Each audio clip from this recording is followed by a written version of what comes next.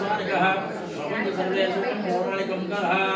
పూర్వం ఒకప్పుడు సౌనకాది మహామునులందరూ కూడా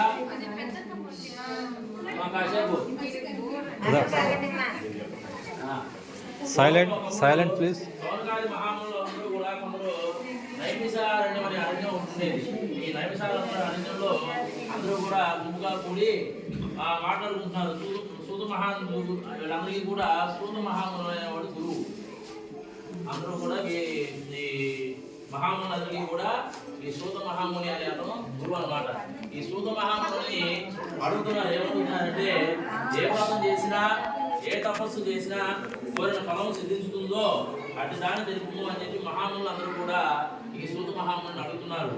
అందులో సూత మహాముని, ఓ మునులారా, పూర్వము నారదుడు శ్రీ మహావిష్ణువు ఇదే విధంగా కోరగా శ్రీహరి ఆనందించిన విషయం మీకు చెప్పుదాను, శ్రద్ధగా వినండి అని చెప్పి చెప్తున్నాడు. ఏమంటాడు సూత మహాముని, పూర్వం ఎట్లాగే నారదుడు అన్ని లోకాలు తిరుగుతున్నాడు చక్కగా, ఇట్లాగే శ్రీహరికి ఆనందించాడు. ఆనంది అంటే మాట ఇచ్చాడు.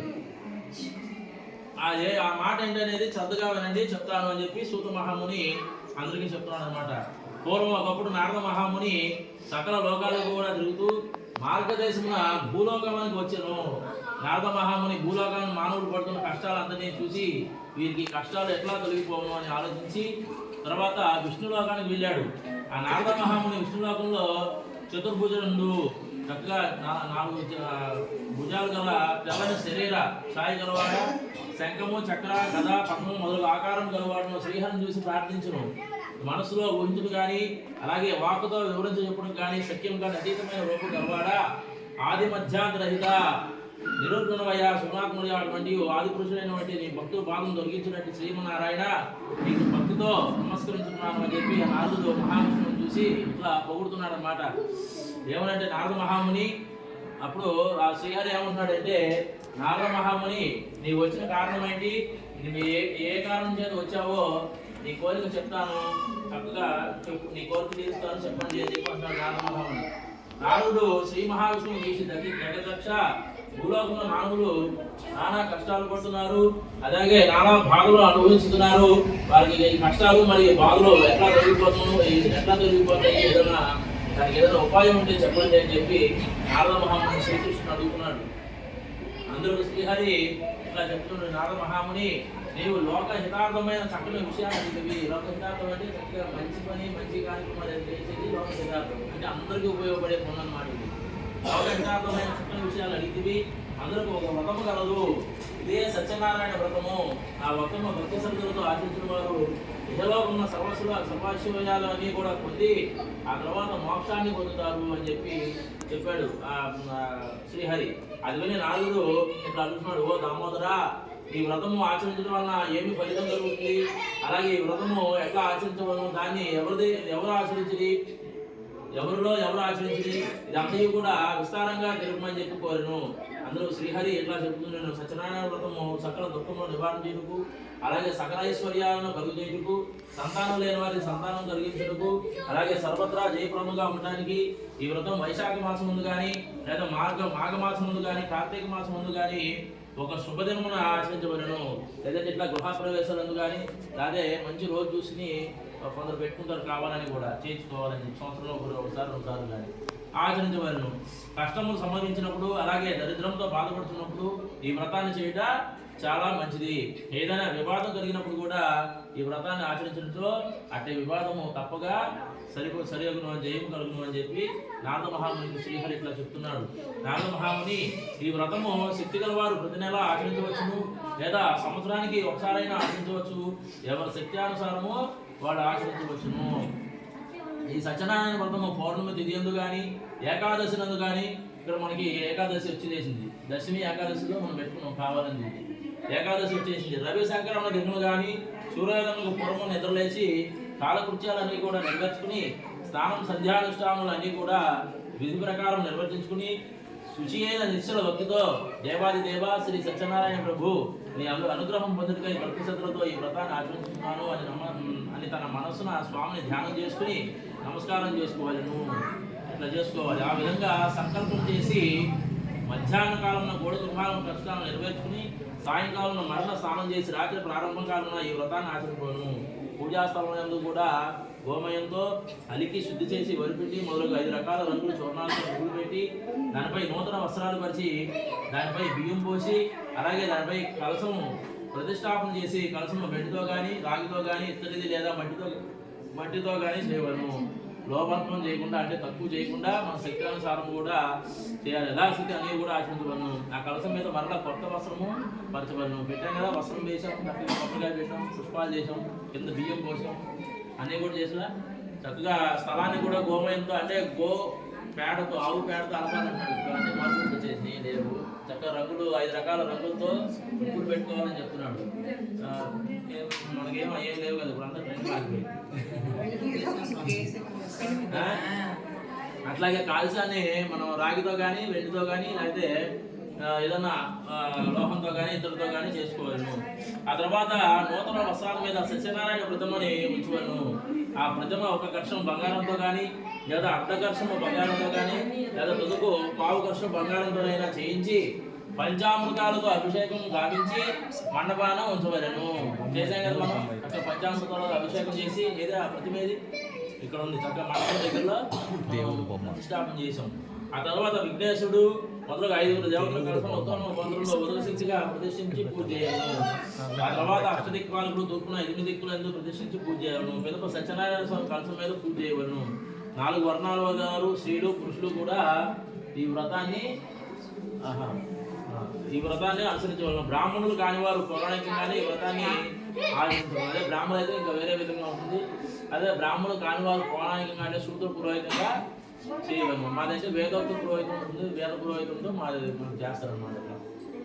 ఆ తర్వాత ఈ వ్రతం చేయవారు బ్రాహ్మణులు బంధువులను పిలుచుకుని వచ్చి చేయవలను. అరటిపళ్ళు, ఆవు నెయ్యి, ఆవు పాలు, గోధుమ లేదా బియ్యము, చక్కెర లేదా బెల్లము ఇవన్నీ కూడా సమానముగా చేర్చి ప్రసాదం తయారు చేసి స్వామివారికి నివేదన చేయవలను. ఆ తర్వాత ఆ విధంగా నైవేద్యం జరిగినప్పుడు బ్రాహ్మణులకు యథాశక్తి దక్షిణ ఇచ్చి కథ శ్రద్ధగా విని బంధుమిత్రులతోనూ బ్రాహ్మణులతోనూ కలిపి భోజనం చేసి సత్యనారాయణ స్వామి ప్రతీకగా నృత్య గీతాలు ఎవరైనా ఆచరించి ఇది భూలోకం కలిగి ఉన్న ఇష్టకామార్థానికి సులభమైన మార్గంగా భావించి ఆ సత్యనారాయణ స్వామిని మనస్ఫూర్తిగా కొలవాలి అని చెప్పి ప్రథమాధ్యాయంలో చెప్తున్నాడు. అద ప్రథమాధ్యాయ సమాప్త.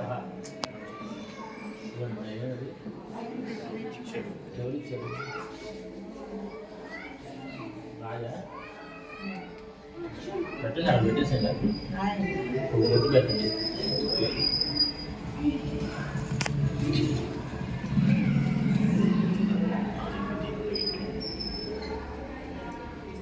ఒక కొబ్బరికాయ కొట్టేసేయండి. కొబ్బరికాయ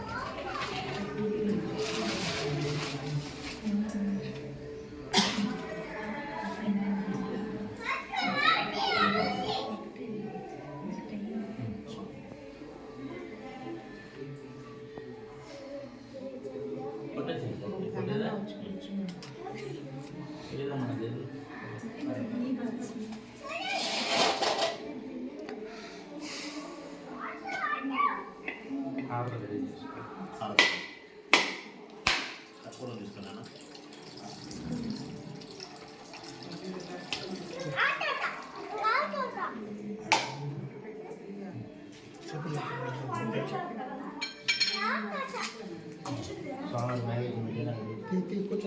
నైవేద్యం స్వాహా తత్సవితుర్వరేణ్యం భర్గో దేవస్య ధీమహి ధియో యో నః ప్రచోదయాత్. అమృతమస్తు అమృతమస్తు అమృతమస్తు. హే శ్రీ మహాశ్రీ రమా సత్యనారాయణ బ్రహ్మణే నమః. ఖండనారికేళ నివేదన సమర్పయామి. ఓం ప్రాణాయ స్వాహ, ప్రాణాయ స్వాహ, వ్యానాయ స్వాహ, వదనాయ స్వాహ, సమానాయ స్వాహ. మధ్య మధ్యే అమృతపాణీయం సమర్పయామి. పరాపోషణం సమర్పయామి. హస్తో ప్రక్షాళయామి, పాదో ప్రక్షాళయామి. ముఖే శుద్ధాచమనీయం సమర్పయామి. భూగే ఫలస్య కర్పూరే నాగవల్లి ధలేర్నం ముక్తాజోత సమాయుక్తం తాంబూలం ప్రతిగృహ్యతాం. శ్రీ రమా సత్యనారాయణ స్వామి ప్రథమాధ్యాయ సహిత సువర్ణ దివ్య తాంబూలం సమర్పయామి. తాంబూలచరణానందం శుద్ధ ఆచమనీయం సమర్పయామి. అతః వేదోచిత దివ్య నీరాజనం. ఓం హిరణ్యవాత్రమధో పూర్ణం దదాతి మధవ్య సానితా బ్రహ్మణోపహర్తి ఏకదైవేశమానాయుష్యేజో దధాతి.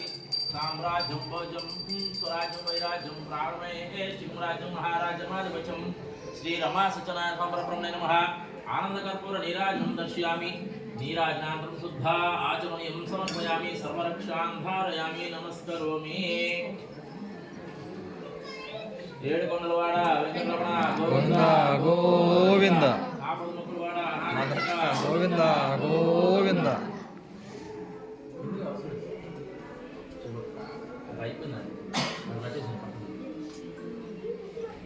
అట్లాగే ఈ సత్యనారాయణ స్వామి పూజ వ్రతాకాలంలో భాగంగా ఈ ద్వితీయ అధ్యాయంలో ఏం చెప్తున్నాడంటే స్వామి, ఈ ద్వితీయ అధ్యాయంలో ఆ సూత మహాముని మునులకి ఏం చెప్తున్నాడంటే, ఓ మునిశ్రేష్ఠులారా, పూర్వము ఈ వ్రతము ఆచరించిన వారి యొక్క కథను చెప్తున్నాను వినండి అని చెప్పి చెప్తున్నాడు సూత మహామునులందరికీ కూడా. పూర్వం కాశీనగరంలో ఒక బ్రాహ్మణుడు ఉండేవాడు. కాశీనగరంలో ఒక బ్రాహ్మణుడు అయినతను ఒక ఉండేవాడు అనమాట. అతడు మిగుల దరిద్రుడు అనిపించే అనవసరాలు లేక ఆకలిచే బాధపడుచు ప్రతి ఇల్లు కూడా తిరుగుతూ అడుక్కుని తిట్టే కానీ అతను గడిచేది కాదనమాట. అతడు మిగులు దరిద్రుడు. కాకపోతే అన్ని విద్యలు అన్నీ వచ్చు అతనికి. అయినా సరే ఎందుకునో అట్లా భిక్షాటన చేసి సరిగ్గా సంపాదించుకోలేక ఇంటింటికి తిరిగి ఆ భిక్షాటన చేసి వచ్చిన దాంతో కాలాన్ని గడుపుతున్నాడు అనమాట. భగవానుడు బ్రాహ్మణ ప్రియుడు కావున, అట్లాగా మహావిష్ణువు శ్రీహరి బ్రాహ్మణ ప్రియుడు. ఆ బ్రాహ్మణ ప్రియుడు కావున ఆ బ్రాహ్మణుడు ఆ విధంగా దుర్భరమైన కష్టాలను అనుభవించడం చూసి తాను ఒక వృద్ధ బ్రాహ్మణ రూపాన్ని పొందినవాడే ఈ బ్రాహ్మణుడు ఇంత కష్టాలు పడుతున్నాడు చూసి ఆ శ్రీహరి ఏం చేశాడంటే ఒక వృద్ధ బ్రాహ్మణుడు అంటే ఒక ముసలితనంలో ప్రత్యక్షమయ్యి ఆ వేద బ్రాహ్మణుడు ఎదుర్కొన్నా పోయి, ఓ బ్రాహ్మణుడా, నీవెందుకు ఇట్లా దరిద్రంగా అనుభవిస్తూ తిరుగుతున్నావు అని అంటాడు. బ్రాహ్మణుడా, శ్రీ సత్యనారాయణ స్వామి ఏమన్నాడంటే, అతను ఆ బ్రాహ్మణుడు ఏమన్నాడు, ప్రభు, నేను ఇక్కడ దరిద్రంలో భిక్షాటన చేస్తున్నాను, చాలా కష్టపడుతున్నాను, నా దరిద్రాన్ని పోయడానికి ఏదైనా ఉపాయం చెప్పు అని చెప్పి ఆ బ్రాహ్మణుని అడిగాడు. ఆ తర్వాత ఆ బ్రాహ్మణ, శ్రీ సత్యనారాయణ స్వామి శ్రీహరికి అవతారమై ఉన్నారు, ఆ సత్యదేవుని సేవించో నీ కష్టాలన్నీ తొలగిపోవును. ఆ విధంగా చెప్పి వృద్ధ బ్రాహ్మణుడు ఈ వ్రతాన్ని ఆచరించే విధానం కూడా చెప్పి అక్కడే అదృశ్యమైపోయాడు. అది విని ఆ బ్రాహ్మణుడు, వృద్ధ బ్రాహ్మణుడు చెప్పిన సత్యనారాయణ వ్రతాన్ని రేపే చేసి దాని మనసులో సంకల్పించుకున్నవాడి ఆ రాజు ఉత్సాహంగా నిద్ర కూడా పోకుండా, అంటే మనకి ఏదన్నా ఒక ఆలోచన ఉందంటే రాత్రి నిద్ర కూడా పడదు, ఆత్రంగా ఉండదు అనమాట. ఎప్పుడు చేసేయాలి ఆయన తెల్లారి. అట్లా ఆయన కూడా ఆత్రంగా ఎప్పుడు తెల్లారుతుందా అని చెప్పి నిద్ర కూడా పోకుండా తన మనసులో సంకల్పించుకుని ఆ రాత్రి ఉత్సాహంగా నిద్ర కూడా పోకుండా ఎట్లా కాలాన్ని గడిపేశాడు. అసలు నిద్ర కూడా పోలా, తెల్లారి ఎప్పుడు తెల్లారుతుంది అని చెప్పి ఆ కాలాన్ని గడిపేశాడు. ప్రాతకాలం అంటే ఉదయాన్నే లేచి నిత్య కృత్యాలన్నీ నెరవేర్చుకుని ఆ రోజు తప్పక సత్యనారాయణ స్వామి వ్రతం చేయాలి అని మనసులో సంకల్పించుకుని భిక్షాటనకు బయలుదేరాడు. ఆ దినమున ఆ బ్రాహ్మణుడికి భిక్షాటన చేసినప్పుడు ఆ బ్రాహ్మణుడు చాలా ద్రవ్యం లభించింది. దానితో అతడు బ్రాహ్మణులు బంధువులు అన్నయ్య కూడా పిలుచుకుని భక్తి శ్రద్ధలతో వ్రతాన్ని ఆచరించాడు అనమాట. అట్లా మనసులో సంకల్పించుకుని చక్కగా ఉదయాన్నే కాలకృత్యాలన్నీ తీసుకుని భిక్షాటనకు బయలుదేరినప్పుడు అతనికి రోజు వచ్చేదానికన్నా కూడా అధికంగా కూడా బియ్యం కానీ అసలు కానీ ఎక్కువ వచ్చినాయి అన్నమాట.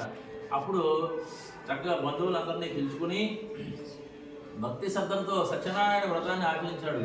ఆ వ్రతం యొక్క ప్రభావం వలన ఆ బ్రాహ్మణుడు సకల దుఃఖాలన్నీ కూడా తొలగిపోగా సకల సంపదలు పొందినవాడై చాలా సంతోషించును.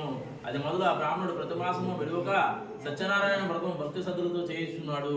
ఈ విధంగా ప్రతి మాసము సత్యనారాయణ వ్రతం చేయడం వలన ఆ బ్రాహ్మణుడు మహదైశ్వర్యంతుడు ఒకటే కాకుండా సకల పాపాల నుండి విముక్తి పొంది అంత్యమున మోక్షము పొందినాడు. అంటే స్వర్గస్థులైనాడు. అంత్యం అంటే చనిపోయినాక చక్క స్వర్గలోకానికి వెళ్ళిపోయాడు అనమాట. ప్రతి మాసం చేయడం వలన అది ఈ వ్రతము ఆచరించిన వారు ఈ బ్రాహ్మణుని వల్లే సకల దుఃఖాలన్నీ కూడా విముక్తి పొంది చక్కగా సుఖంగా ఉంటారని చెప్పి ఈ ద్వితీయోధ్యాయంలో చెప్తున్నారు. ద్వితీయోధ్యాయ సమాప్త.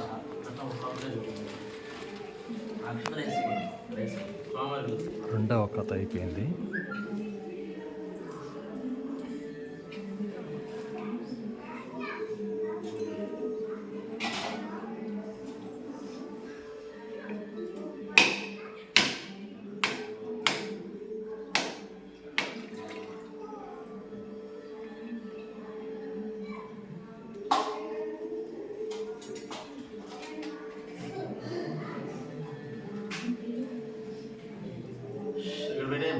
అది తీయాలిగా.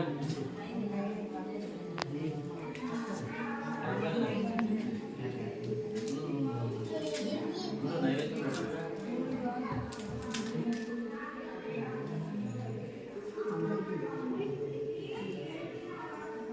ఓం భవ స్వహ తత్సవితుర్యమర్గో దేవశ్రీమహే ధియోయోనః ప్రచోదయాత్ సముద్యమస్యామృతమస్తు అమృతమస్తు అమృతమస్మహి శ్రీ రమా సత్యనారాయణ సంప్రబ్రహ్మణే నమః ప్రాతకాల సమయం మధ్యాహ్న కాల సమయం కన్ననారిగళ ఓం ప్రాణాయ స్వాహ అపానాయ స్వాహ వ్యానాయ స్వాహ ఉదానాయ స్వాహ సమానాయ స్వాహ మధ్య మధ్య అమృతపాణీయం సమర్పయామి పురాపురుషోపయమస్తో వృక్షాయామి పాదో వృక్షాన్ని కేశుద్ధాన్ని సమర్పయామి ఓం హిరణ్యవాసం మధో బ్రహ్మణ పరతి నీరాజనం దర్శయామి నీరాజనాథం శుద్ధ ఆచమనీయం సమర్పయామి సర్వరక్షాం ధారయామి నమస్కరోమి.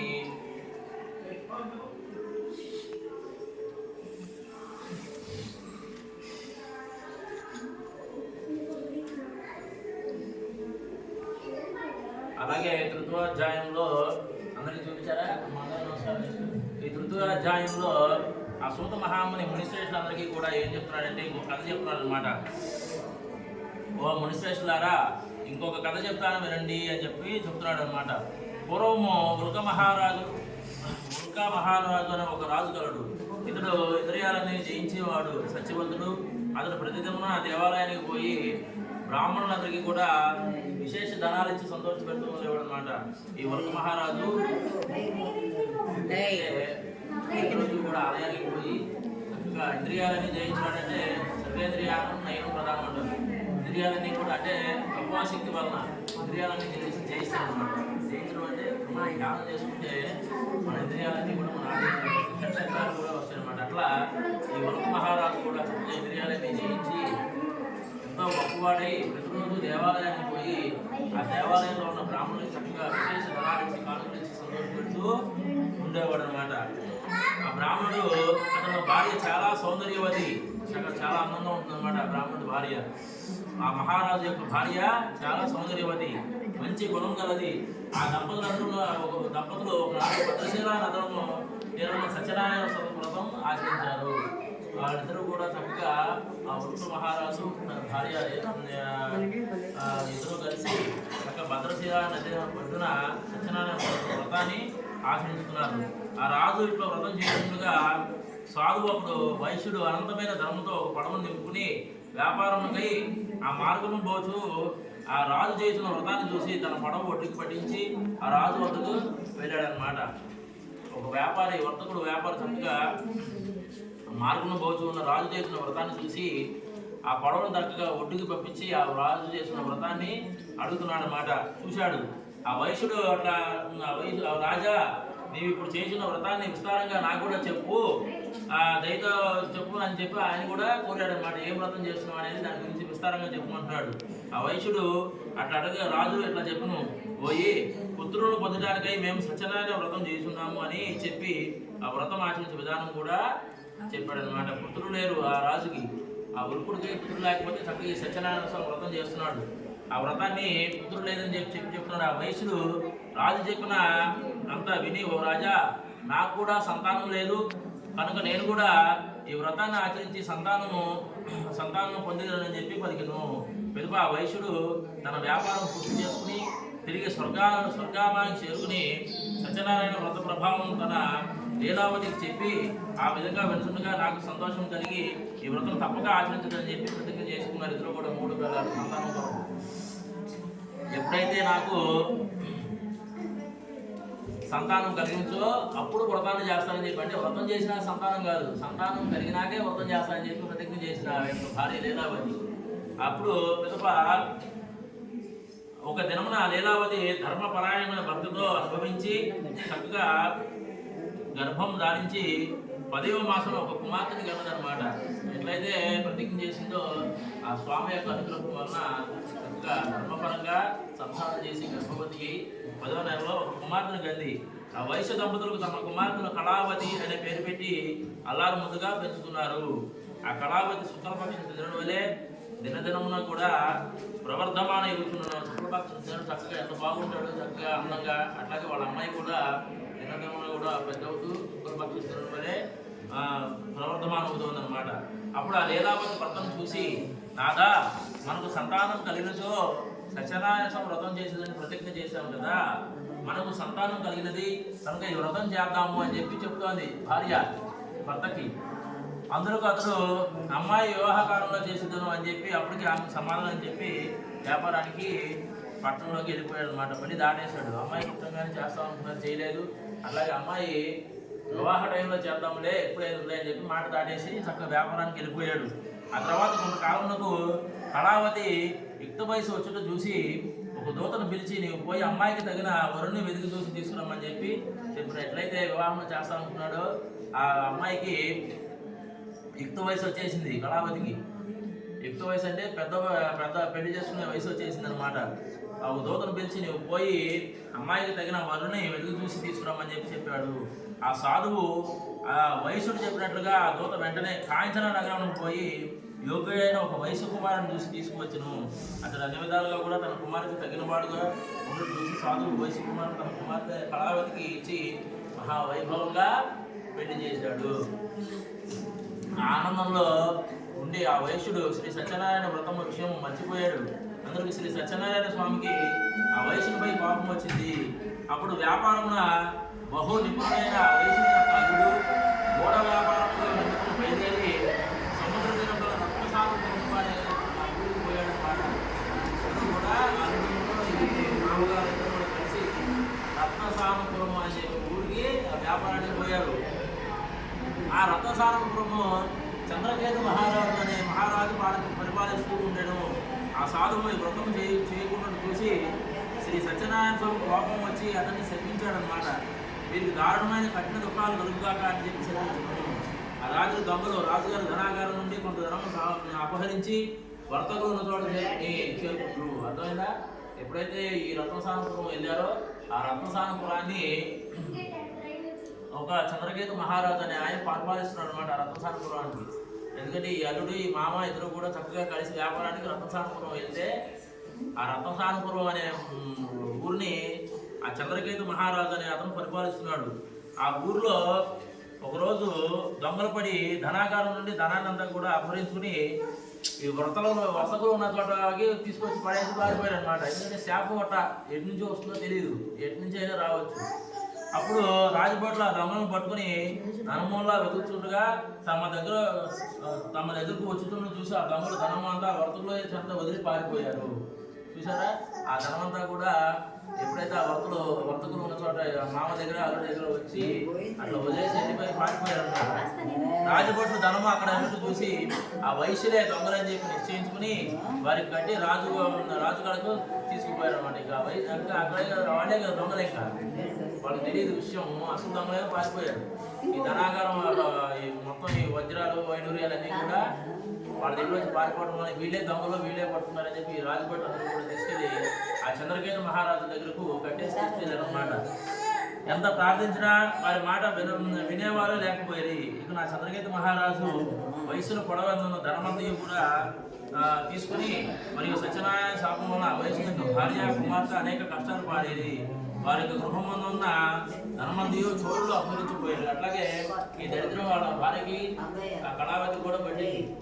ఏదైతే కొంత ధనము వాళ్ళ ఇంటి దగ్గర ఉందో వాళ్ళు చోరులు అన్ని దొంగలు ఉన్న ధనాన్ని కూడా ఆ దొంగలు కూడా ఎదుగుపోయి వాళ్ళ దరిద్రం పట్టింది అన్నమాట. తినడానికి తిండి కూడా లేక మరియు లీలావతికి రోగం వచ్చేసింది. మనోవిచారం అధికయ్యను. తిండికైనా లేక ఇంటింటి తిరిగి భిక్షాటన బతుకు వచ్చేసింది అనమాట. చూడండి, సత్యనారాయణ వ్రతం చేసుకోవడం వల్ల ఎంత ఇబ్బంది పడి ఇట్లా వచ్చేసారు. కళావతి అన్నం లేక తిరుగుతున్నాను. ఒక దినమున ఆకలిగా నుండి బ్రాహ్మణుడు ఇల్లుకు చేరును. ఒక దినమున ఆకలిగా తిరుగుతూ బ్రాహ్మణుడి ఇంటికి వెళ్ళింది కళావతి. ఆ దినమున బ్రాహ్మణుని ఏంట సత్యనారాయణ వ్రతం జరుగుతున్నట్టు చూసి కళావతి ఆ వ్రతం అంతా కూడా పూర్తిగా అక్కడే ఉండి ఆ వ్రతాన్ని చూసి కథ విని స్వామిని ప్రార్థించను. కళావతి ప్రసాదం కూడా స్వీకరించి రాత్రి ఇల్లు ఆలస్యంగా చెప్పును. తల్లి కళావతిని చూసి అడిగిను, అమ్మాయి ఇంత రాత్రి వరకు ఎక్కడి నుంచి వచ్చివి ఉంటివి అని అడిగిను.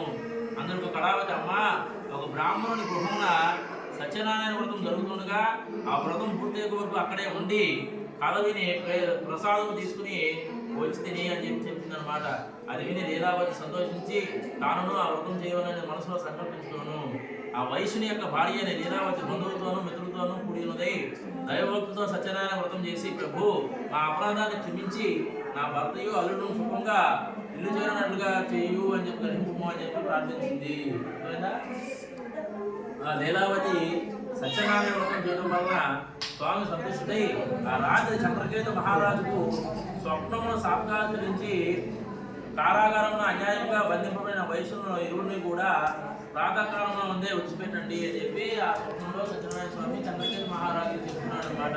ఎప్పుడైతే ఈయన వ్రతం చేశారో ఆయన ఆనందించి ఆ చంద్రకేతు మహారాజు స్వప్నం అంటే కళ్ళలో కనబడి ఆ వైశ్యులు అమాయకులు ఎటువంటి తప్పు చేయలేదు, నీ కారాగారం నుంచి బంధింపులే ఉన్నారు, వాళ్ళు త్వరగా తెల్లారేసే వాటికి విడిచిపెట్టు అని చెప్పి చెప్తున్నాడు అనమాట. కళ్ళలోకి వచ్చి వారి ధనవంతయు ఇచ్చివేయము, లేనిచో నీవు సర్వనాశనం అయిపోతావు అని చెప్పి అదృశ్యమైనటువంటి స్వప్నంలో చంద్రకేతు మహారాజుకి.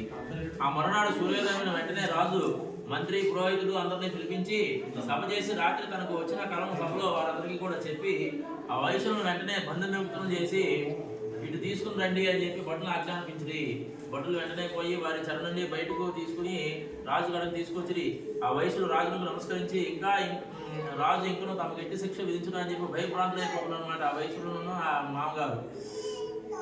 అప్పుడు రాజు వయసును చూసి, పోయి దైవ ప్రాతికూల్యం వలన మీకు దుఃఖం సంభవించును, ఇక మీకు భయం లేదు, మిమ్మల్ని విడిచిపెడుతున్నాను అని చెప్పి రాజు వారిని పురాధికముగా చేయించి, అంటే క్రాపులు గడ్డలన్నీ కూడా చేయించి చక్కగా నీట్గా బట్టలు ఇచ్చి నూతన వస్త్రాలు ఇచ్చి సంతోషపెట్టును. ఇంకా రాజు వారిని అనేక విధాలుగా కూడా గౌరవించి తాను స్వాధీనం చేసుకున్న దానికన్నా రెట్టింపు ధనమిచ్చి సంతోషపెట్టును. ఇక నా చంద్రకేతు మహారాజు వారిని ఆదరణతో సుఖంగా మీరు ఇంటికి పోవచ్చని చెప్పి వైశ్యులు రాజును నమస్కరించి అనేక విధంలో కొనియాడి తమ దారిని పోయింది. అది అధ తృతీయోధ్యాయ సమాప్త. అట్లాగే ఈ 3వ అధ్యాయంలో అనుకున్న పని చేయకపోతే సత్యనారాయణ వ్రతం చేద్దామని చెప్పి కాలం దాటేస్తే ఆ స్వామికి కోపం వచ్చి అట్లాగే శాపాలు పెట్టి ఇంతదాకా తీసుకొచ్చాడు అనమాట. 3వ అధ్యాయంలో యొక్క నీతి అంటే అనుకున్నది అనుకున్నట్టుగా చక్కగా చేసుకోవాలి అని చెప్పి ఆ తర్వాత 4వ అధ్యాయంలో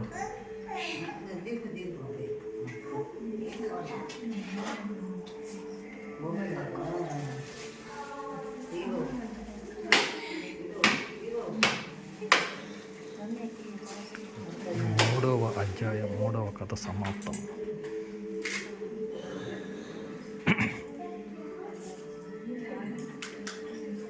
ఓం భూర్భువస్సువః తత్సవితుర్వరేణ్యం భర్గో దేవస్య ధీమహి ధియో యో నః ప్రచోదయాత్ అమృతమస్తు అమృతమస్మహే. శ్రీ రమాసత్యనారాయణ బ్రహ్మణే నమః.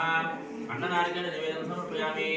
ఓం ప్రాణాయ స్వాహ అపానాయ స్వాహ వ్యానాయ స్వాహ ఉదానాయ స్వాహ సమానాయ స్వాహ మధ్య మధ్యే అమృతపానీయం సమర్పయామి. ప్రాణం హస్తో ప్రక్షాళయామి, పాదం ప్రక్షాళయామి, ముఖే శుద్ధ ఆచమనీయం సమర్పయామి. ఓం హిరణ్యవాక్రమధో పూర్ణందదానిమదవ్యాసానిదా బ్రహ్మణోపహర్తి ఏకదైవైనమానాయతేజోదధాతి కర్పూరామృతమకర్దివ్య నీరాజనం దర్శయామి. నీరాజనాథం శుద్ధ ఆచమనీయం సమర్పయామి. అందరూ ఆర్తి తీసుకోండి.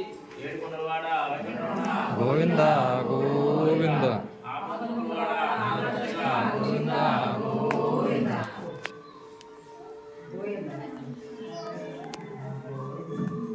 అట్లాగే 4వ అధ్యాయంలో ఆ సూత మహాముని శ్రేష్ఠులందరికీ కూడా 4వ అధ్యాయంలో కథని ఇంకా పొడిగించాడు.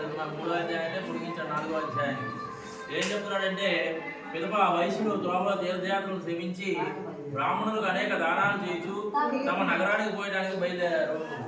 ఆ వయసులందరూ కూడా చక్కగా తీర్థయాత్రలు అంటే చక్కగా చూడడానికి గుళ్ళన్నీ కూడా చూసి తీర్థయాత్రలను సేవించి బ్రాహ్మణులకు అనేక దానాలు చేయొచ్చు తన నగరానికి బయలుదేరారనమాట.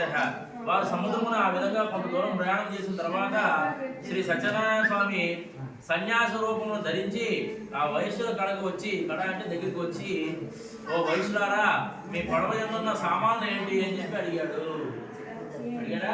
ఆ తర్వాత ఆ మాటలు విని వయసులు ధనగర్వంతో, అంటే ఆ రాజు చంద్రకేతు మహారాజు అనుకున్న దానికన్నా ఎక్కువ రెట్టింపు ధనాన్ని ఇచ్చి పంపించాడు కదా, ఆ ధనగర్వంతో ఆ వయసులు పరిహాసం, ఆ మాట మీద వయసులు ధనగర్వంతో ఉన్నవారు కావున పరిహాసంగా అంటే ఎగురుగా నవ్వి నవ్వుచూ, ఓ సన్యాసి మా పడవలో ఏమున్నదో నీకెందుకు, ఆ ధనము అమరించడానికి ఆలోచిస్తున్నావా? అంటే ఆ ధనాన్ని కూడా ధనం చేయడానికి ఆలోచిస్తున్నావా? పడవలో ఆకులు అలాలు తప్ప మరి ఏమీ లేవు అని చెప్పి ఆ సన్యాసి అని బదులు చెప్పి ఆ సన్యాసి విని అట్లే అగుగాక అంటే తదాస్తు అన్నాడు. ఆ సన్యాసి ఎవరు? సత్యనారాయణ స్వామి కదా. ఆ గర్వం పోవడానికి తదాస్తు అన్నాడు. ఆ తర్వాత వీళ్ళు స్నానాలు కాలకుర్చీలన్నీ తీసుకుని ఆ విధంగా చెప్పేశాడు ఆ సన్యాసి. ఆ విధంగా చెప్పి ఆ సన్యాసి అక్కడ నుండి వెళ్ళిపోయి కొంచెం దూరం పోయి చెట్టు కింద కూర్చున్నాడు.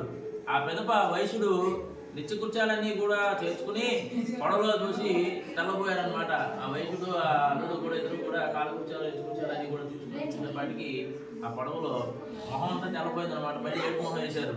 బరువు తగ్గిన పడవ బరువుగా ఉన్న పడవ కూడా పైకి లేచి అట్లా తేలాడుతూ ఉందన్నమాట.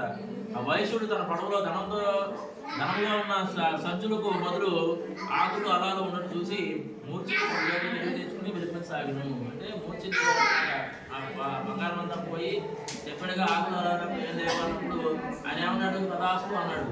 నిజంగానే ఆకులు అలాడు అయిపోయిన బంగారం అంతా పోయి ఆ తర్వాత అప్పుడు అల్లుడు మామను చూసి ఏడ్చుల వల్ల మనకు ప్రయోజనం ఏమున్నది? సన్యాసి శపించను.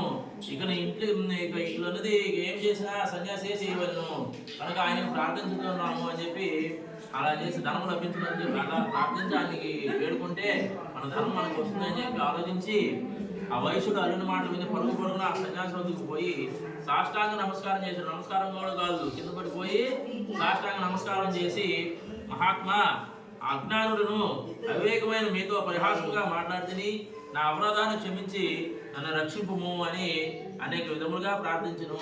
అప్పుడు ఆ సన్యాసి వయసును చూసి పోయి నా వ్రతము అంటే సత్యనారాయణ వ్రతం చేయదని చెప్పి ఆ వ్రతం చేయకుండా ఉండటం వల్లనే నీకు ఇన్ని కష్టాలు కలిగినము అని చెప్పాను. ఆ వయసుడు సన్యాసిని చూసి, ప్రభు, ఇక లోకమంతియు నీ మాయ వల్ల నిన్ను ఉన్నది, బ్రహ్మాది దేవతలు కూడా నిన్ను గ్రహింపజారు. అంటే ఆయన సన్యాసి వేషం వేసినప్పుడు గ్రహించలేదు కదా చెప్తున్నాడు అనమాట. ఓ ప్రభు, ఈ లోకమంతా కూడా నీ మాయ వల్ల నిన్ను ఉన్నది, బ్రహ్మాది దేవతలు కూడా నిన్ను గ్రహింపజాలరు. ఇక నేను ఎంత వాడును, నాపై కరుణ చూపు, నా ధనము నాకు లభించినట్లు చేసి నన్ను రక్షించము అని చెప్పి అనేక విధాలుగా కూడా ప్రార్థించను. అందరూ సంతుష్టుడై స్వామి మళ్ళా పడవలో భర్తను ధనమంది కూడా ఉన్నట్లు వరమిచ్చి అంతర్ధానమైన. ఆ తర్వాత వైశ్యుడు పడవకి చూడగానే ధనమంది యథాప్రకారంగా ఎక్కడికక్కడే ఉండెను. సత్యనారాయణ స్వామి అనుగ్రహం వలన తన ధనము తనకు లభించినందుకు సంతోషించి సగర్భముకు పోవుటకు మరలా బయలుదేరను. స్వనగరము అంటే తన యొక్క సొంత నగరానికి పోయేందుకు బయలుదేరించాడు. ఆ తర్వాత వైశ్యుడు, అల్లుడా, ఇదే మన రత్నాపురం అని చెప్పి తన రాక భార్యాపుత్రులకు తెలిపి రమ్మని చెప్పి దూతను పంపించాడు. ఆ దూత నగరం పోయి లీలావతిని చూసి, అమ్మా, మీ భర్త అల్లుడు వచ్చుతున్నారు, పడవ ఇప్పుడే చేరింది అని చెప్పాను. లీలావతి ఆ దూతల మాటలు వినిదై చాలా ఆనందించి, అమ్మాయి, సత్యనారాయణ వ్రతం త్వరగా ముగించి రొమ్ము నేను పడవ దగ్గరకు పోతున్నాను అని కుమార్తెను తొందర చేసి బయలుదేరి వెళ్ళను. అంత కుమార్తె పూజ పూర్తి కాగానే చేసింది, కానీ తొందరలో ఆ ప్రసాదం తీసుకోకుండా మర్చిపోయింది. అందువల్ల సత్యనారాయణ స్వామి కోపం వచ్చింది. అంటే ప్రసాదం అన్నా తీసుకోవాలన్నమాట, తీసుకోకపోయినా కోపమయానికి. ఆ తర్వాత సత్యనారాయణ స్వామి కోపం వచ్చి ఆ ధనము అల్లునితో సహా రేవులో ఉన్న పడవను ముంచేసింది అనమాట. తీరమందున్న వారు అందరూ చూసి ఆశ్చర్యపోయి వయసుని భార్య కుమార్తె మిగులుగా దుఃఖించుతున్నారు అనమాట. అట్లయితే చక్కగా దగ్గరికి వచ్చారు, అంతా అయిపోయింది అన్న టైంలో మళ్ళీ పడవ మునిగిపోయి ఇద్దరు కూడా లోపల సముద్రంలో మునిగిపోయారు అనమాట. తన భార్యను ఆ కుమార్తె ఇద్దరు కూడా దుఃఖిస్తున్నారనమాట. ఆ దుఃఖాన్ని వెలగట్లేనే. వారందరూ అట్లు దుఃఖించుతుండగా తల్లి తన కుమార్తెను చూసి విలపించుతూ, అల్లుడా, చూసిగానే నావతో కూడా మునిగిపోయింది కదా, ఇది అంతయు శ్రీ సత్యనారాయణ స్వామి మహాత్యం అని తలుచుకున్న కుమార్తెను కౌలించుకుని ఏడుస్తూ ఉందన్నమాట. కళావతి తన భర్త చనిపోవడం చూసి తన పాదుకలను గైకొని వాటితో సహగమనం చేయుటకు సిద్ధపడను. సతీ సహగమనం అంటారు చిన్నప్పుడు కూడా చచ్చిపోయింది అనమాట. ఇప్పుడు ఎవరంటే కానీ చచ్చిపోయాడు, లేదు చచ్చిపోయేది అంటారు. అప్పుడు వయసుడు చూసి చూపించుతూ, అది అందరూ కూడా సత్యనారాయణ స్వామి మహాత్మే కానీ వేరే కాదని చెప్పి నిశ్చయించుకుని నా శక్తి అనుసరించి స్వామి కొలిచిను అని నిశ్చయించుకుని అందరూ పిలిచి తన అభిప్రాయం చెప్పి స్వామికి సాష్టాంగ నమస్కారం చేసి వేడుకున్నాను. అంత ఆ సత్యనారాయణ స్వామి వయసుపై కరుణ వహించి, ఓ వైశ్యుడా, నీ కుమార్తె ప్రసాదం భుజింపకుండానే భర్తను చూడికి వచ్చినది, ఆమె ఇంటికి పోయి ప్రసాదం తీసుకుని వచ్చించో అంత ఈ శుభము కలుగుగాక అని చెప్పాను. ఆ విధంగా ఆకాశం నుండి వినపడిన మాటలు విని కళాపతి వెంటనే ఇంటికి పోయి స్వామివారి యొక్క ప్రసాదాన్ని స్వీకరించను. తిరిగి ఆమె సముద్రముకు వచ్చేసరికి తన భర్త నావతో కూడా పైకి లేచి చక్కగా దగ్గు కూడా ఉండి అది ఎంతో చూసి చాలా సంతోషించారు. అప్పుడు ఆ కళావతి తండ్రిని చూసి, తండ్రి ఇక ఆలస్యం మేర చేసేటవు, ఇంటికి పోదాం రమ్ము అనిను. అప్పుడు ఆ వైశ్యుడు బంధుమిత్రులతో కలిసి అక్కడే సత్యనారాయణ స్వామి వ్రతాన్ని ఆచరించి మిమ్మల్ని సుఖంగా ఇల్లు చేరుకోను. ఆ తర్వాత ఆ వైశ్యుడు బ్రతికున్నంత కాలం కూడా ప్రతి పౌరులకి రవి సంక్రమణ ఈ సత్యనారాయణ స్వామి వ్రతం చేయటప్పుడు జీవితాంతం వరకు కూడా సకల సుఖాలు అనుభవించి అంతిమున స్వర్గస్థులయ్యారు అని చెప్పి చెప్తున్నాడు ఈ 4వ అధ్యాయంలో. అట్లా అనుకున్నప్పుడు చక్కగా ప్రతి సంవత్సరం కూడా లేదా ప్రతి నెల ప్రతి మాసం తన శక్త్యానుసారం కూడా ఈ సత్యనారాయణ వ్రతాన్ని చేసుకుంటూ ఉంటే సకల ఐశ్వర్యాలు పొందడమే కాకుండా ఐశ్వర్యాలు దేవుడి వాళ్ళు ఉంటే రేపు పోతాయి. మనం పోయినప్పుడు చక్కగా స్వర్గంలోకి పోతాం. అట్లా సత్యం 4వ అధ్యాయ సమాప్త. 4వ కథ ముగిసింది.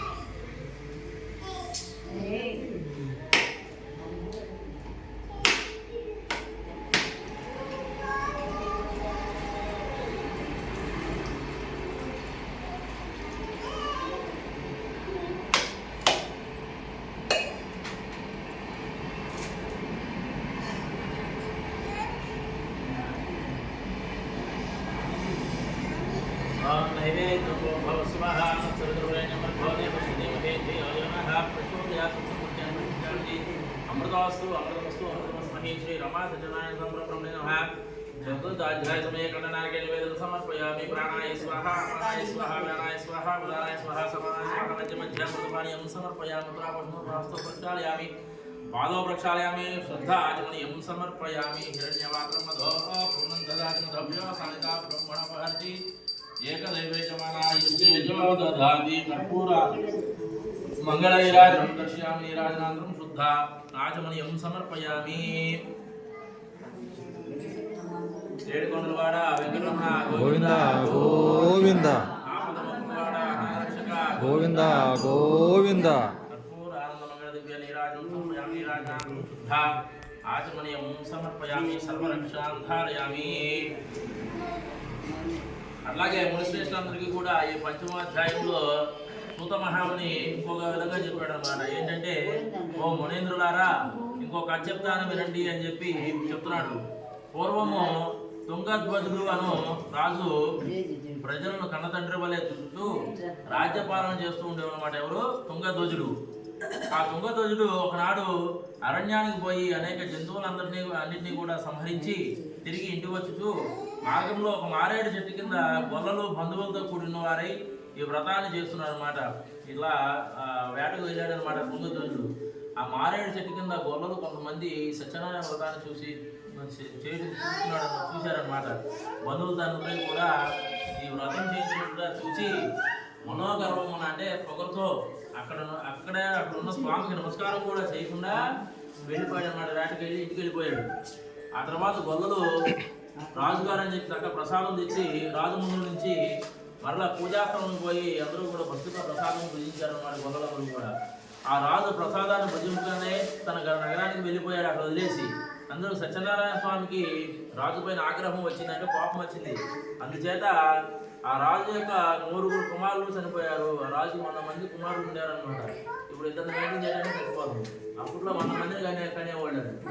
ఆ 100 మంది కుమారులు కూడా చచ్చిపోయారనమాట. ఆ రాజు స్వామికి కోపం వచ్చి శాపం పెట్టేశాడు. సకల సంపదలు కూడా హరించి పోయి క్రమంగా దరిద్రాన్ని సంభవించి ఆ తర్వాత అనేక కష్టాలన్నీ కూడా సంప్రాప్తమయ్యాను. ఇది అన్నీ చూసి రాజు తనతో తనలో తాను తలసిపోయాను, అంటే బాధపడుతున్నాడు అనమాట.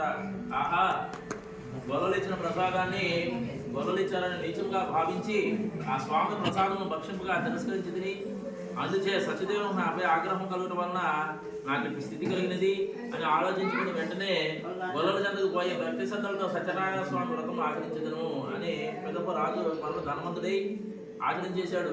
అదేదో ముందే చేయొచ్చుగా, ముందు చేయకుండా తర్వాత మళ్ళీ గొర్రెల దగ్గరికి వెళ్ళి చక్కగా సత్యనారాయణ వ్రతాన్ని మళ్ళీ ఆచరించి ఆ ప్రసాదాన్ని సేవించాడు అనమాట.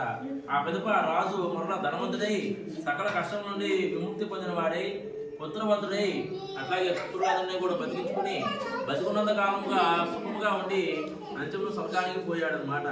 ఆ మహాప్రభావమైన ఈ వ్రతము భక్తి శ్రద్ధలతో ఎవరు ఆచరిస్తారో, ఎవరు ఈ కథను భక్తితో వింటారో వారు ధనవంతులకు బంధనము నాడు విముక్తి పొంది భయగ్రస్తులు ఉండే వాళ్ళకి భయం పోగిపోయి సకల అభీష్టాలను పొందిన వారై అంతిమ స్వర్గలోక ప్రాప్తి పొందుతావు అని చెప్పి చెప్తున్నాడు అనమాట. కావున సత్యనారాయణ వ్రతం ఆచరించినప్పుడు సర్వ విధములుగా దుఃఖం నుండి విముడును తనకు సత్యనారాయణ వ్రతము చేయవలసిన ఆవశ్యకతను వ్రత విధానము వ్రత యొక్క మహాత్యమును అందులో లభించు ఫలితమును వివరించింది. ఆ కలియుగమున సత్యనారాయణ వ్రతము ప్రత్యక్ష ఫలప్రదమైనది. కలియుగమున సత్యనారాయణ స్వామి కొందరు సత్యేశ్వరుడని, అలాగే కొందరు సత్యనారాయణుడని, కొందరు సత్యదేవుడని పిలుచుకుందరు. సనాతుడైన హరి కలియుగమున అనేక అవతారాలను రూపాలను పొంది భక్తులను కాపాడుతూ వారి యొక్క కోరికలని తీరుస్తున్నాడు అని చెప్పి 5వ కథలో నీతి అనమాట.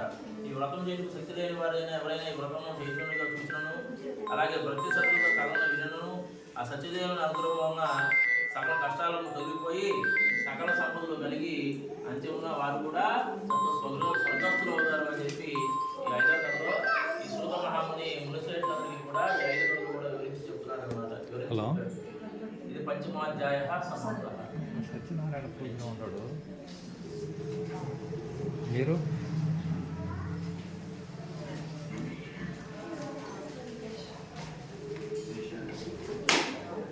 చెప్తాను అది పూజ అయిన తర్వాత చెప్తాను.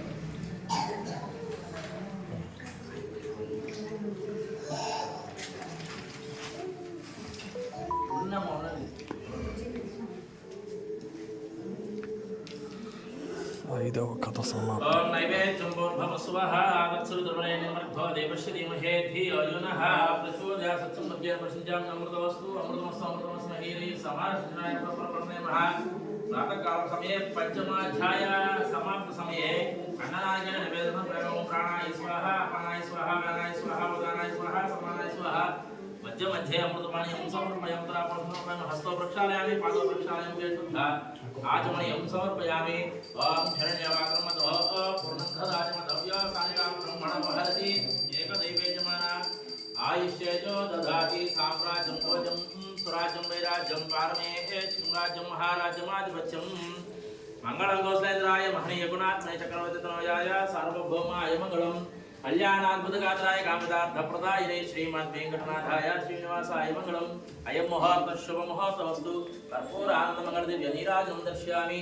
నీరాజనాదం శుద్ధ ఆచమనీయం సమర్పయామి. హర నమ పార్వతీపతే హర హర మహాదేవ శంభో. నమస్తే అస్తు భగవన్ విశ్వేశ్వరాయ మహాదేవాయ త్రయంబకాయ త్రిపురాంతకాయ త్రికాగ్నికాలాయ కాలాగ్ని రుద్రాయ నీలకంఠాయ మృత్యుంజయాయ సర్వేశ్వరాయ సదాశివాయ శ్రీమన్మహాదేవాయ నమః. ఏడుకొండలవాడ వెంకటరమణ గోవింద గోవింద. ఆపదమంత్రివాడ అనాథరక్షక గోవింద గోవింద. ఓం శ్రీ సత్యనారాయణ స్వామి బ్రహ్మణే నమః. గాయామి ధ్యానం సమర్పయామి ఆవాహయామి ఆసనం సమర్పయామి పాదయోః ఆజ్యం సమర్పయామి హస్తయోః అర్ఘ్యం సమర్పయామి ముఖే శుద్ధ ఆజమయం సమర్పయామి. ఓం భూర్భువః స్వః తత్సవితుర్వరేణ్యం భర్గో దేవస్య ధీమహి ధియో యోనః ప్రచోదయాత్.